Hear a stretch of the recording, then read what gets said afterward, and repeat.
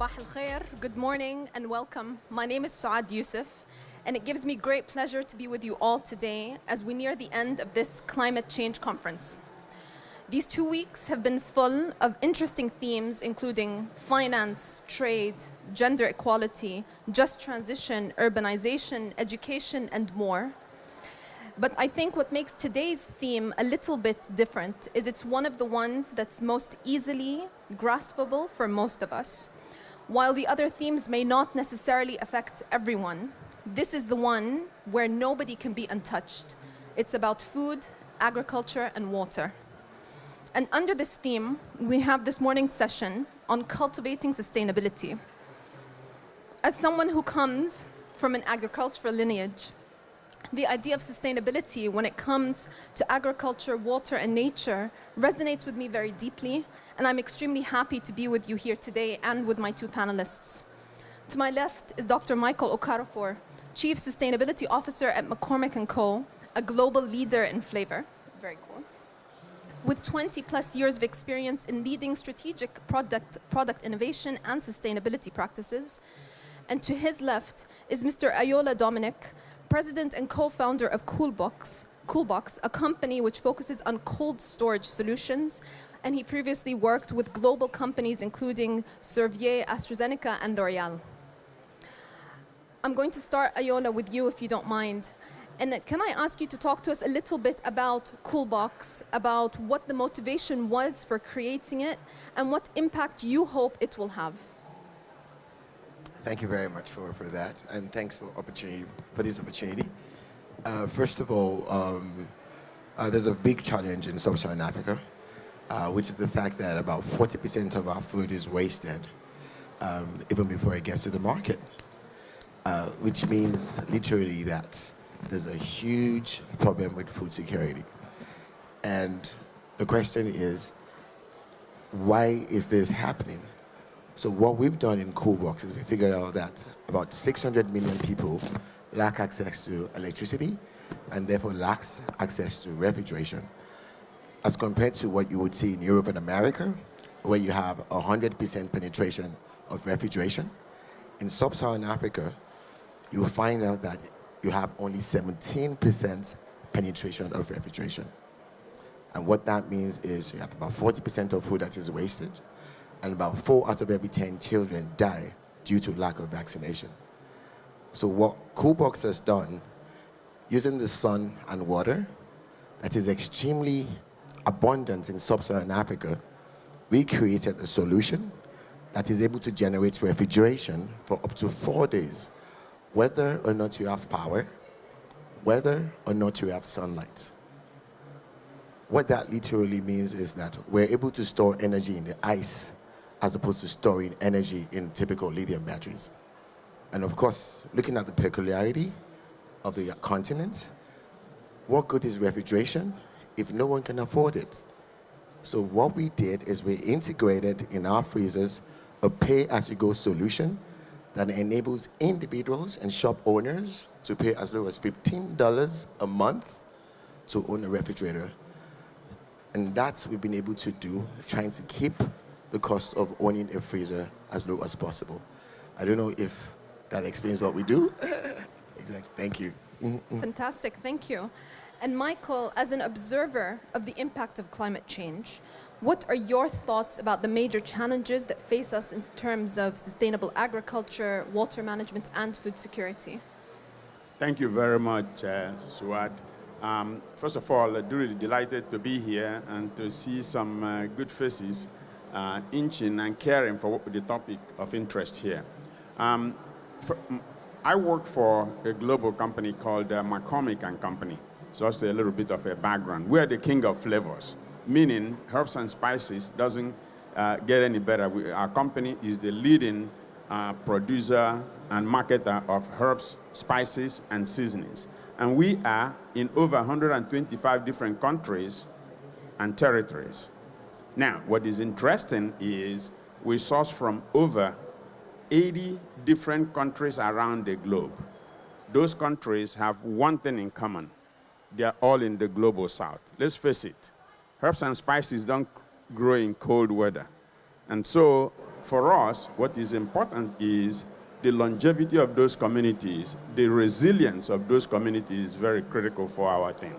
So as a business, we created a strategy based on that. We call it purpose-led performance, which means we have committed to deliver top-tier financial performance because we're a growth company while doing the right thing for people, for communities, and the planet we share. That's a very noble cause, but it's simply about doing well by doing good. And when we talk about communities, it's important to understand where we're coming from. It's communities where we live, communities where we work, but most importantly, community where we source. And every time people ask me, they say, why are you doing all of this? The reason is our company is 134 years old. If we want to stay in business for another 134 years old so that our kids and grandkids can enjoy the thing we're enjoying, we need to care for those communities that produce our crop. So what I call it, we want to create an enduring supply chain. So that brings me to your question. Why is this important? The reason that we care about it is we are facing an existential threat with climate. Let's accept it.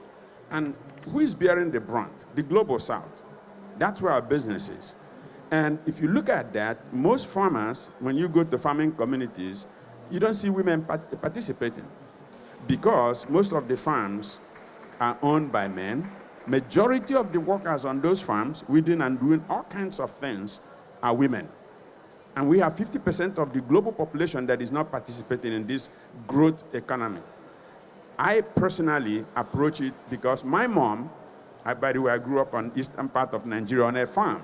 So I have a different passion to make sure we make impact. My mom was a farmer, and she made enough money circumventing the predatory activities that exist in those farms to send me to an all-boys Catholic boarding school in Port Harcourt and then change the trajectory of my life.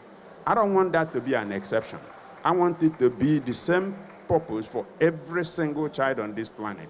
So having women own their own farms is critical. And we make strategies, people like me stay in the average tower, you make strategies, you think it will work. It doesn't work. You make your strategies, we have it, you go to the ground and make sure that it is working. Let me give you an example. We wanted to have women empowerment in our farming communities, and we chose Madagascar to start with. This is about 7 years ago.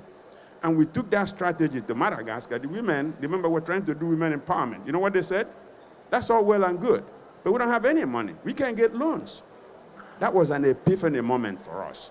And so we went ahead and created the Village Savings and Loan. And the USAID saw that and came to be a partner with us. But you know what our company did? We paid the interest on the Village Savings and Loan upfront. Those farmers took the money, cultivated the crops, and sold it to us at a premium and paid back the loan without the interest. Today, those farmers in Madagascar are thriving. I say that to mean that these farmers are not asking for handouts. They want to be productive, and they can send their kids to school just like I went. Thank you. Thank you for that. That really shows that every little bit helps, which actually brings me on to the next series of questions that I'd like to ask around equity and around impact furthermore.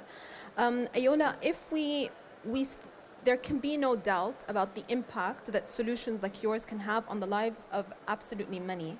But how are you going about scaling your business to reach the people that need it the most? Thank you for that question. So first of all, in terms of scaling, we're seeking funds. To be able to manufacture, I think is quite important. So we're currently closing a fund of about $33 million to scale the business in itself. That's number one. And number two, in terms of affordability, I think is extremely important to have what we'll call an assembly plant. Today, in the countries in which we work, we do import these boxes, they're like freezers. And there's a whole lot that we can save when we're able to locally assemble, where we're able to create jobs. And beyond that, we're also able to help the local economy. So what CoolBox is currently doing is we're setting up a 72,000 capacity first pay-as-you-go solar assembly plant in sub-Saharan Africa, in Lagos. And we're hoping to be able to help prevent a lot of food spoilage by having this, making it more affordable to people. By doing that, we will be bringing down the cost of owning a refrigerator by close to 40% for the actual people that need it the most. And thirdly, of course, we continue with our innovation, because today, the only company that has an integrated pay-go in freezers where people can pay through their phones as low as $10, it's only Coolbox globally. And that's why today we're in 23 countries globally in only 2.5 years. So if we have the opportunity to continue innovating like this, which we are currently doing, we will definitely be able to scale and bring down the cost of owning the freezers to the people that need them most in the rural areas particularly. Thank you, because I think somebody might be thinking, well, why don't we just give these freezers away? Why do we even need to charge? But I think, Michael, what you raised the point earlier was that people don't want handouts. We want to try to find a sustainable way that this can work so that the system can keep going. Michael, just to double click a little bit on what you were talking about with regards to the supply chain, given your current role and your previous experiences and having been inducted into the Packages and Processing Hall of Fame in 2018, maybe just more broadly across the food industry, how are you at McCormick & Company and you yourself as a person helping to drive for more sustainable practices in the food industry, and how can we have more equitable supply across the board? Thank you. That's very important. You know, when we talk about just transition, people think it's just a lingo. No, it's not. That's what this is all about. We're all here because of the effect of the climate change, right? And so making sure we take people along is critical to this journey. And one of the things that motivates me and drives our company strategy is really very simple. It's actually an African adage. It says, if you want to go fast, go alone. But if you want to go far, go together. And that is the purpose. We're in this journey together. That's one thing. So what we're doing, to double click on that, is really, you have to engage everybody. So when I hear people talk about no child labor on the farm, and the mom can't feed the child, what do you want the child to do? To just stay at home and die? Or go to school starving? So there are so many things we have to think about. How do we create an equitable society that allows everyone, every single one, every human being to really engage and benefit from it? So here's what we're doing in that regard. One of the things we've done, remember, we source from the farm. So the viability of the farm is critical for us. So we created a standard called Grown for Good. Let me tell you what it means. Every time I talk about growing something sustainably, people ignore the fact that some of these practices have been done before. It's just that the climate change has prevented us from really adopting them. So this Grown for Good leverages farm-level certification plus three things. Community resilience, because if you don't have resilience, you're not going to have your food for a long time. 2, women empowerment that we talked about. And 3, ethical supply chain, which means no forced labor in the farms. How do you do that? How you do that is to bring equity in the farming communities around the globe, whether it be in Thailand or whether it be in Turkey. By the way, as I said, we source from over 80 different countries. This Grown for Good has really become the critical thing for us. It's beyond farm-level certification. There is a human factor. And I would boldly say, if you're going to solve the issues around climate change, it has to be solved at the nexus of social impact and climate. It cannot be a linear thing, they're interrelated. And so keeping healthy communities is very critical. So if you look at the communities where we operate, one of the things we try to do is to make sure that the farmer is getting paid very well. And you will say, does that mean McCormick is not making profit? No, we're a great company. Look at our stock, we're doing very well. But here's what we've done. We've eliminated predatory practices in the farm. For most of you that grew up on the farm, you will agree with me. You know how the farming community works? You have a village, 500 people, for instance. They will grow the crop. They sell it to a middleman in the village. The middleman in the village sells to another middleman. And I mean it, middleman. And the other middleman sells to another middleman in the big city. In the process, these farmers are impoverished. These middlemen are driving Mercedes-Benz cars. Is that equity? So you know what we did? We eliminated the middleman in our supply chain. So we had an NGO called NCBA Clusa go into these communities to create cooperatives. So these farmers run their business. We don't run them. But let me tell you, at the end of the day, they sell it to us at a premium. That premium, so in some cases, more than double what they get. And now in those communities, they are thriving. They are sending their kids to school. They are building their own houses. And you see them, they are dedicated to supplying McCormick. Let me give you one example on that. Remember the pandemic not too long ago? We couldn't get packaging material that was made not too far from our plant in Hunt Valley, Maryland. But we never lacked any crop, whether it be the black pepper from Vietnam, cinnamon from Indonesia, red pepper from India, oregano from Turkey, or vanilla from Madagascar. I can go on and on. So that's what happens when you're doing the right thing. These people will do everything to make sure they supply to us because we're paying them a premium. We're paying them something. And when I hear people talk about living wage, it infuriates me because I get paid a wage every 2 weeks. People in our UK office get paid every month. That's a wage. These farmers sell their crops once a year. So that's a living income. So you got to make sure that you're enabling them to have a living income that they can live on for a full year and support their children. That's what we're doing. And so it's taking it to the ground, doing practical things. And I will tell you, my experience has been instrumental, growing up in a farming community to make sure we're doing the right thing and not rely on our academic thoughts. Thank you. Very cool. Maybe on the theme of community and continuing with the theme of community, Ayola, considering the challenges and the opportunities that exist obviously for food spoilage and for food scarcity, what role do you think there is for governments, global partnerships, education, and communities to address this more fully? Yeah, for governments, I would think it's more around the policies.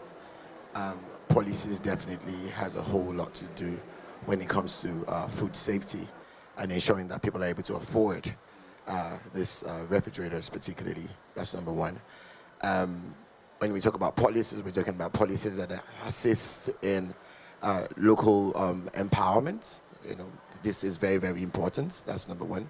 And of course, in terms of also policies, we're looking at favoring what we call the carbon credits. Today we've had, when we look at what we do, particularly in sub-Saharan Africa regarding refrigerators, the old refrigerators usually have what we call the old refrigerants that are extremely dangerous to the atmosphere. These refrigerants normally, they're about 3,000 or 6,000 times more dangerous than what we currently use. And there's a chicken and egg, right? Today, we're talking about refrigeration, we want to cool, but then we're cooling with refrigerants that are extremely dangerous to the atmosphere. So what Coolbox is trying to do is to figure out how to use natural refrigerants, sun and water, to be able to cool. And replacing this would mean a whole lot. So we need policies that would actually support more use of refrigerants. We're already seeing that, and we want to see more of that. Secondly, when we check our homes, we're going to figure out that the only appliance that we do not switch off is actually the refrigerator. I mean, when you get in the morning, you switch off your lights. In the evening, you put it on again. But the only thing that you actually do not switch off is your refrigerator. That shows you the energy that is being consumed around the clock. If we're able to tap this from the sun and water, we can imagine what we're saving in terms of CO2 emissions. So we need quite a number of policies that would actually help from the government standpoint to be able to encourage people, educate people on these things so that we can actually reduce the effects of these refrigerants, particularly on the environment. So those are one of the things that we'll talk about. Yeah. And are you finding a lot of support from the government for your initiatives? I think it's very early. We're only 2.5 years old. So yeah, and these things take a while, right? So, but yeah, we hope. We're trying our best. We're trying to talk to lobbies. We're trying to see how we can get our voice heard. But yeah, but I would say honestly, like it's pretty early, so we're not. I wouldn't say we're there yet. In fact, thanks for that question. And of course, it's also worth noting that food wastage isn't just something that happens in third world countries. Even in somewhere as affluent as the UAE, there can also be a lot of food wastage. And the government had I think in recent years had introduced a program called Hifd al-Ni'ma, which was basically taking food from after big events and things like that, this and redistributing, because obviously the food, once you get into, you cannot use again. So it was about packaging it and getting it to the people who needed it the most so that it doesn't end up being thrown. Michael, maybe we've spoken about the way that McCormick & Co. actually reaches out and it engages with the farmers at the ground level.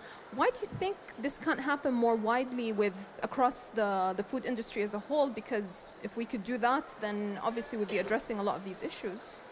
Absolutely, you're correct. But before I answer that, I just want to encourage you, my brother. Let's continue on this job of refrigeration, low-cost refrigeration. You know why? If we can avoid food waste, there'll be no famine, because almost 35 to 40% of the food grown around the globe is wasted. So if we can preserve it, we won't have famine ever on this planet. But back to your question, why are not so many companies not doing this? One is you have to really think about the journey. This is a journey.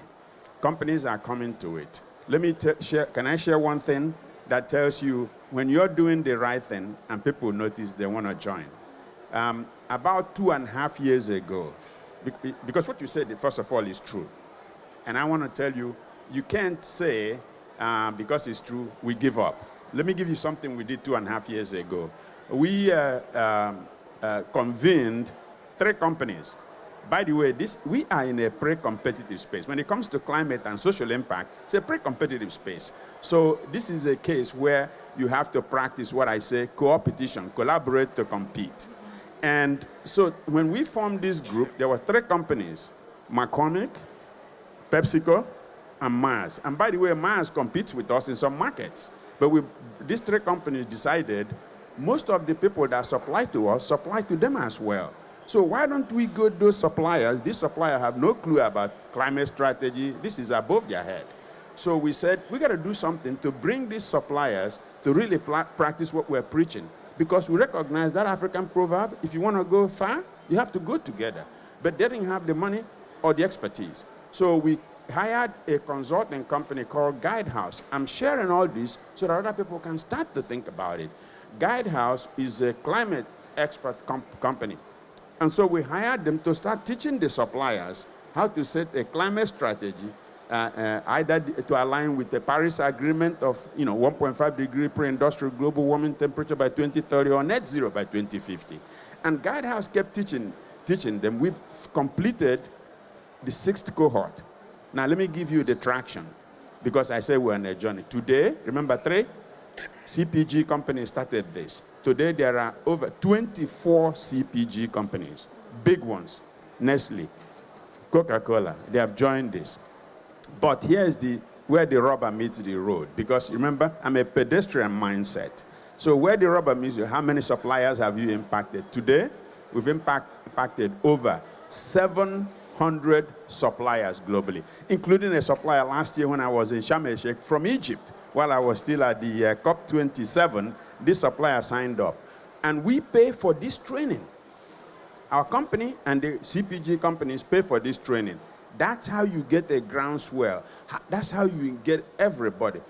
Let me tell you, you cannot encapsulate air. Meaning, if we get to net zero and everybody else doesn't, we failed. So we have to go to this together. So we're doing our own best to be a catalytic function that drives this change. Does that help? That's fantastic, and it's really inspirational, because it shows that if you put the greater good ahead of necessarily just financial gains, that we can all win. It's not a zero-sum game. Because at the end of the day, we're talking about sustainability, we're talking about the planet, we're talking about the sourcing of materials, that if we don't have the good materials to source, we're all losing in the long run. And by the way, spices are healthy. So if you don't have things, when I was growing up, my mom has a combination of spices that will cure anything, from malaria to headache to stomach pain. These are healthy stuff, so we cannot keep it to ourselves alone. We got to make sure everybody gets access to it. If your mother can start a YouTube channel for flu remedies for the flu, I think she would have a very big following.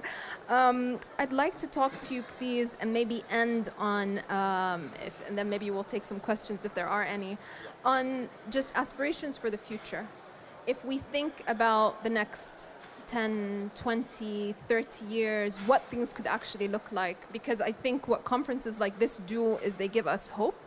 Because if we don't have hope, then I don't know what we're doing. So in terms of what you would like to see yourselves in the future, where you realistically think we're going to get simply because of the trajectory that we're currently on, and maybe what we can do to bridge that gap so we know that's the future we aspire to, this is where we're more likely going to get, and this is what we need to do to push it a little bit further so that we can actually get to that ideal outcome. Michael, maybe I'll start with you. All right, thank you very much. I love the word you use, hope. Hope requires action. And the reason we're gathered here is so that we can bring action to the playbook. The other thing I'll tell you is our company, myself, I used to be a scientist, I think. I believe in science. The science is clear, right? Look at everything. The science is clear. The Earth at this pace, we're not going to make it. At the high-level meeting on caring for climate at the beginning of this, that we participated about a week ago, that was the main emphasis. So if you believe that, meaning the status quo is not an option. And the second thing I would tell you that it really means we have to take serious action is our children and grandchildren.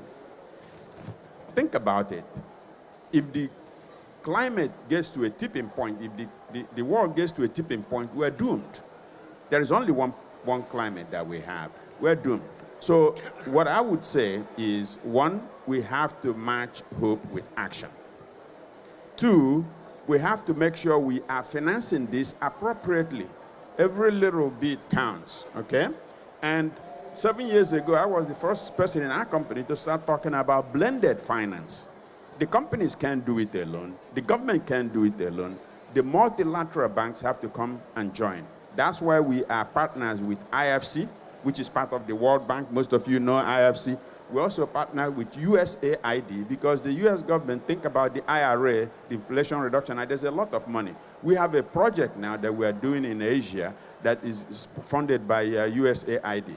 So what I'm saying is that we have to make sure we have the necessary funding to drive this. Otherwise, you just hope. The thing I would say finally is, let's think about the just transition. This cannot be the West or East or South. This has to be the entire planet. And if we do those three things, I think we have not just hope, we realize the ambition that we all aspire, which is a sustainable, livable, and productive global community. Ayola, same question to you. Where you think we're going to get, where you would like us to get, where you think we're going to get, and what we need to do to bridge the gap between the two. Yeah, thank you very much. So take this from, of course, where we are and where we want to get. So first of all, our goal is to make refrigeration affordable and accessible to everyone that needs this on the earth. Whether you're in Ethiopia, you're in South Africa, you're in Jordan, you're in Latin America, that's just the goal of Coolbox. Make it affordable and accessible to everyone that needs it. As we've learned, food wastage is one of the highest contributors to the CO2 emissions that we get to see. That's one of the largest contributors. Secondly, we're replacing diesel generators by using solar to cool. That's another huge factor that we're doing currently. And then thirdly, the refrigerants that are extremely dangerous to the atmosphere, we're replacing them. Can we imagine a world where we all will be able to cool sustainably, where the world is eating up every day? That is what I want to see, from the corners of Africa all the way to the Latin America. We want to put refrigerator in every home, and we want to put that sustainably. That's what I want to see. Then secondly, how do we get there? Innovating for this type of people is not usually very easy. Nobody wants to focus on that because of the peculiarity of the consumers in terms of economic power. Who wants to innovate? I mean, you don't expect LG or Samsung to start thinking of how to put refrigerators in every home sustainably. And that's what Coolbox is trying to do. We need funds to be able to reiterate, make mistakes, build this product for this type of consumers. And these funds has to come from our partners, has to come from potential investors that believe in us. So to be able to do that, obviously we need to innovate for this particular community all around the world, which is about 600 million people, and that is what I think will get us there.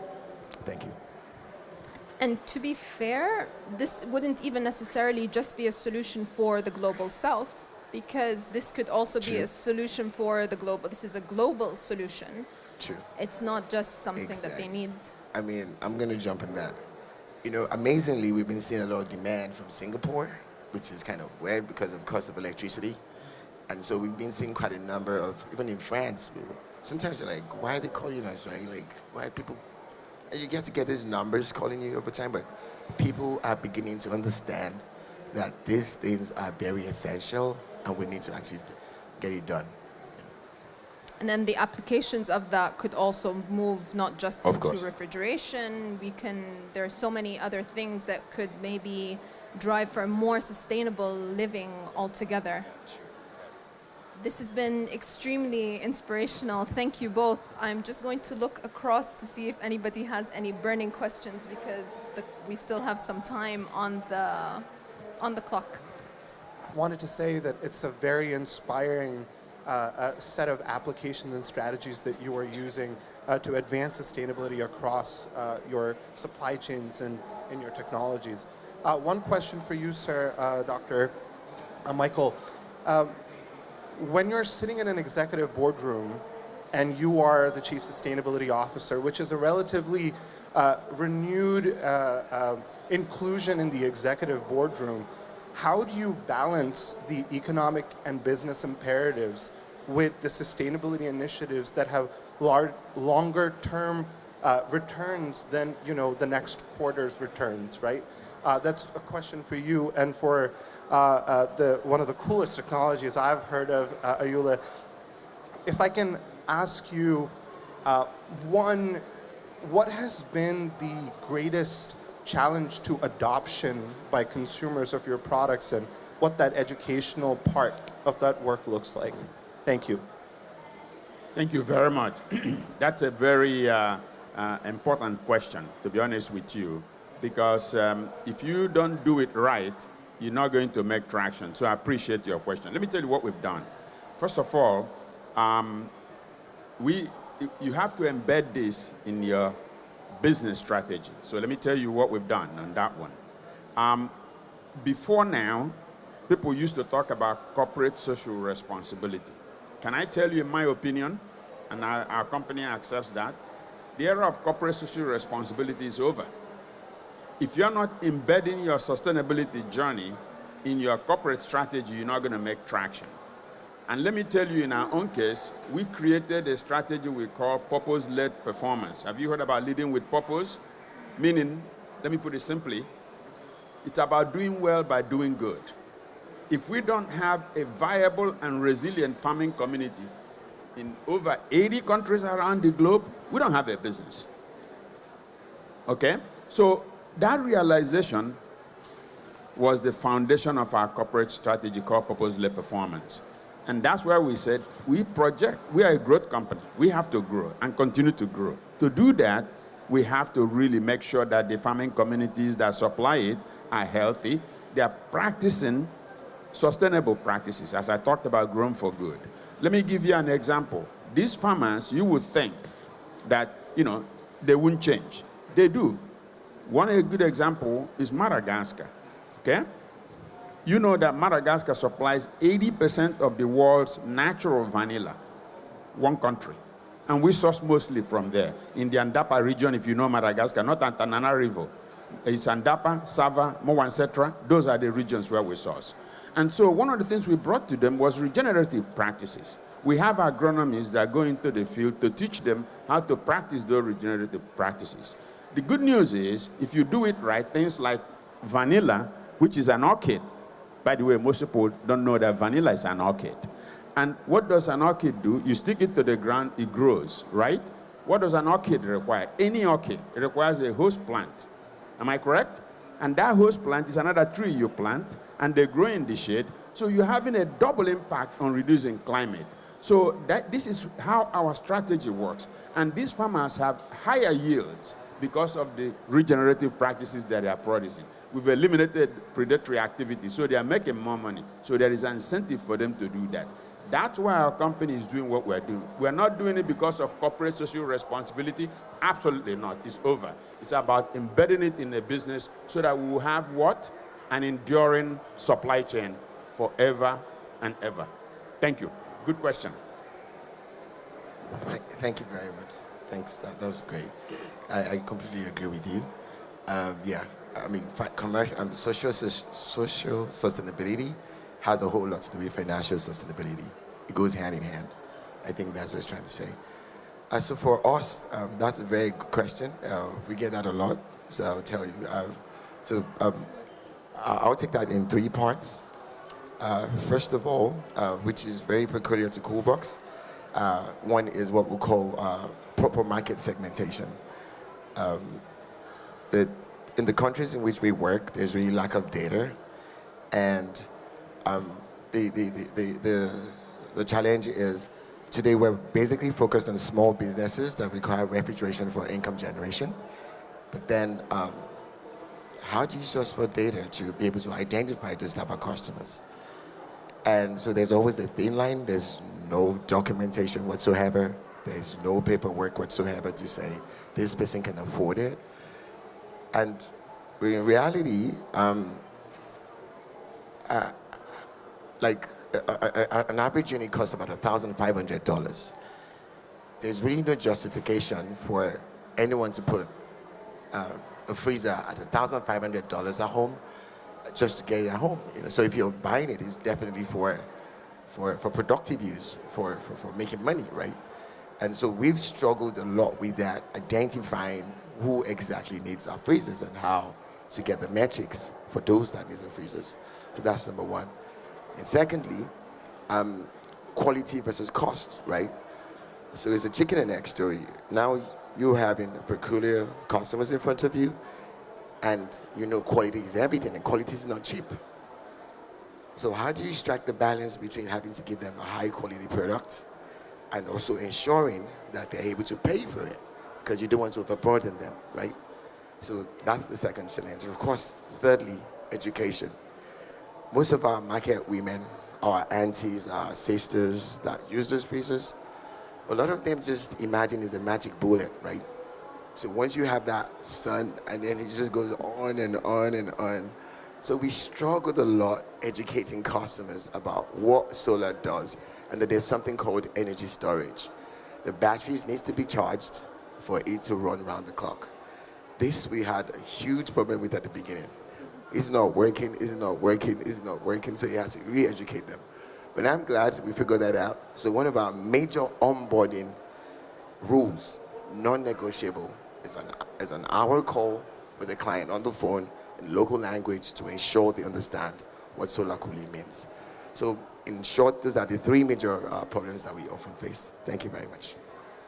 It's interesting, this point about education that comes around in both your cases, right? That nothing will happen if people are not educated and they don't know what we're all collectively driving for. And interesting about the lack of data, because you wouldn't think at that level that you would need much data, right? You just make the cool box, you give it to the next person, and we're done and we move on. And I think there's also a point about the quality, because we all have electrical appliances that will work for a few years and then you toss them out, and the idea is that you just keep getting the next one. So to have something that actually you can make that investment but it stays with you, and it's like the refrigerators that used to last for 20 years that my grandmother probably used to have versus the ones that we have today. So there's education, there's trust probably also that has to come into the equation for people if they're going to be making that investment. I will open it up for any other questions. Going once, please.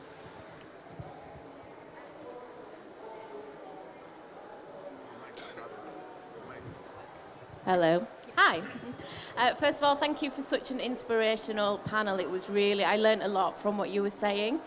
Dr. Michael, particularly I'm interested in your comments about female empowerment, and it also links to education as well.